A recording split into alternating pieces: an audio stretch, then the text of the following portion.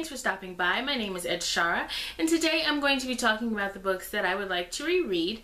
Now, I have reread books in the past, however, I don't do it as frequently as I would like to. So today I'm going to talk about just a couple of the books that I hope to reread in the future. So the first book that I want to talk about is Tuesdays at the Castle by Jessica Day George. It is the first book in her Castle Glower series. This was a recent read for me. I read this back in early June of this year, and I gave it 5 stars.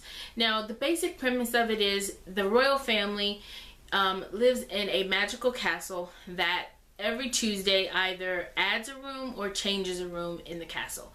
And nobody really knows how or why, they just kind of go along with it. So that was my first, major reason for wanting to read this book. And it turns out that it was so much more than just a magical castle.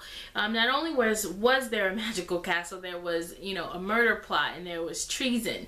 The book had excellent communication, which I loved. It had excellent sibling relationships. I would love to not only reread this one, but read the rest of the series. So the next book that I want to talk about is Memoirs of an Imaginary Friend by Matthew Dix.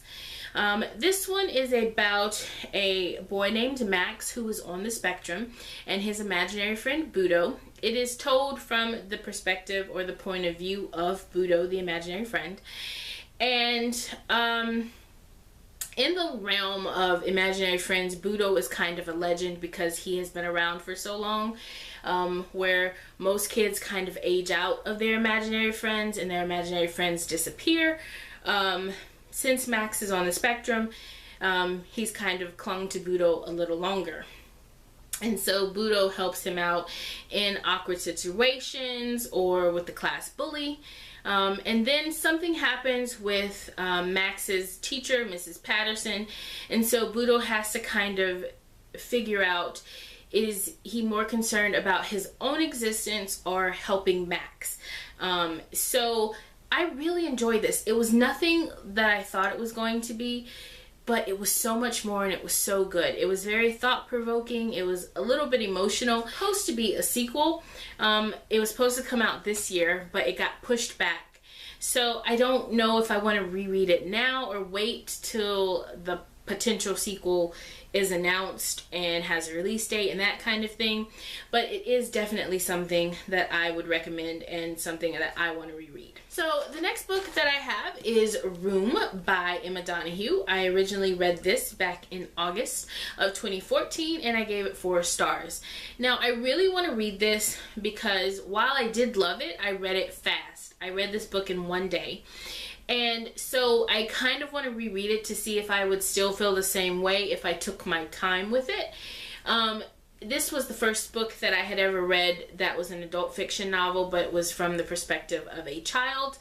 This book took me on a roller coaster of emotions. I was happy, I was sad, I was frustrated, I was angry.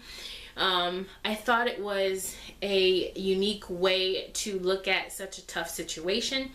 If you don't know, this is about a woman named Ma. Her son Jack narrates it. She is kidnapped and kept in a secret room, and Jack is obviously the product of her captor's forced rape. So this was really intense for me, and I think around the time that I read it, there were stories on the news about women in similar situations being found and released, so it made this book a little bit more relevant. So this was really good, and I gave it 4 stars, and I would love to reread it again, and hopefully if I ever get to it, I'll love it just as much the next time as I did the first time around. The book that I would like to talk about is Hush Little Baby by Suzanne Redfern. This was one that I originally read back in April of 2015, and I gave it 5 stars. And this one is about a woman named Jillian who is married with 2 children, but her husband is abusive. So she takes her 2 children and she goes on the run. And I loved it because the way that it was written, you went on the journey with Jillian. You felt her panic, you felt her determination, you felt her fear, you know, you kind of felt her pain from being in this situation. And I really, really enjoyed that it was written to kind of take you with her. And I know that's what most books are, but you don't usually feel it. And for me, I felt it in this book. I felt that the ending was pretty solid. You know, it wrapped some things up nicely, but it also kind of left a couple of things a little open-ended, which was good and bad, because you know you want everything to be kind of wrapped up, but at the same time I think the author did it in such a way that you kind of got to make your own assumptions.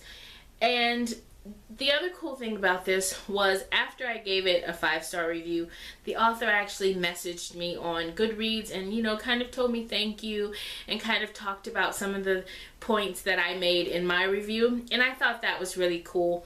So I'm hoping that I can reread this and see if my thoughts are the same or if they've changed, because this was another quick read. I think I read this in a couple of days. And the last book that I want to talk about today is Fasting by Jensen Franklin. Now, I can't speak for everyone else's experiences, but I know for me, growing up in church, fasting was talked about, but it wasn't really taught. So it was something that I didn't really understand. And I loved this book because I felt like it broke it down and it kept it simple, and it was understandable. So Pastor Franklin talks about, in this book, he talks about the different types of fasts. He talks about why you should fast, and I think even when you should fast. And he does it in such a way that it didn't feel preachy to me. It didn't feel overwhelming. The chapters are nice and short. You get a good punch of information, but you're not left feeling overwhelmed. The writing is simplistic, so it's easy to understand. It's easy to follow. He gives you biblical references. At the same time, he gives a lot of real world testimonies and real world examples. So I feel like if you don't know much about fasting and you want to, this is the perfect book for you, because I loved it. I felt like I learned a lot that I didn't know. So I really enjoy this book, and I would highly recommend it if this is something that you want to know more about. So that is it for the books that I would like to reread for now. Let me know in the comments down below if you've read any of these books, if you would like to read any of these books, or what books that you've read that you would like to potentially reread that you haven't gotten around to as of yet. And if you would like, please feel free to subscribe to my channel. I would greatly appreciate it, and give this video a thumbs up if you liked it. And until next time, guys, thanks for watching. God bless. Bye. Kind of in the background, like, okay, they talking about it, but I don't know about all that.